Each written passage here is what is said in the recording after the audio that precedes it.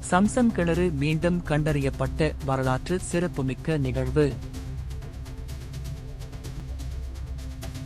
சையத், உனக்குத் தெரியுமா? ஒரு காலத்தில் மக்காவில் உள்ள மக்கள் குடிக்க தண்ணீர் இல்லாமல் தவித்தார்கள். ஹஜ்ரத் இப்ராஹிம் அலைஹி வஸல்லம் காலத்தில் உருவான அந்த புனிதமான சம்சம் கிணறு மணலால் மூடப்பட்டு எங்கே இருக்கிறது என்றே தெரியாமல் மறைந்து போனது. பல நூற்றாண்டுகளாக அது ஒரு இரகசியமாகவே இருந்தது. ஒரு நாள் நம் நபி ஸல்லல்லாஹு அலைஹி வஸல்லம் அவர்களின் பாட்டனார் அப்துல் முத்தலிப் அவர்கள் கஃபாவிற்கு அருகில் தூங்கிக் கொண்டிருந்தார். அப்போது அவர் கனவில் ஒரு குரல் கேட்டது. தைபாவைத் தோண்டு என்று. அவருக்கு ஒன்றும் புரியவில்லை.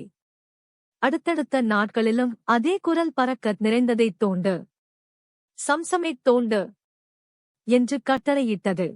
அந்தக் கனவிலேயே அடையாளங்களும் சொல்லப்பட்டன. சையத், எறும்புகள் கூடும் இடத்திற்கும் காக்கை கொத்தும் இடத்திற்கும் இடையில் தோண்டு என்று அறிவுறுத்தப்பட்டது. உடனே அப்துல் முத்தலிப் அவர்கள் எழுந்து தனது மகன் ஹாரிஸை அழைத்துக் கொண்டு அந்த இடத்திற்குச் சென்றார். சுற்றிலும் இருந்த மக்கள் இவர்களைப் பார்த்துச் சிரித்தார்கள். பாலைவனத்தில் போய் எதற்குத் தோண்டுகிறீர்கள் என்று கேலி செய்தார்கள். ஆனால் அப்துல் முத்தலிப் அவர்கள் நம்பிக்கையை விடவில்லை. அவர் தோண்டத் தோண்ட திடீரென்று கற்கள் தென்பட்டன.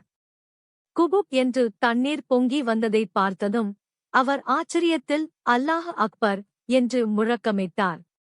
மறைந்து போயிருந்த அந்த புனிதமான சம்சம் நீர் மீண்டும் உலகிற்குக் கிடைத்தது.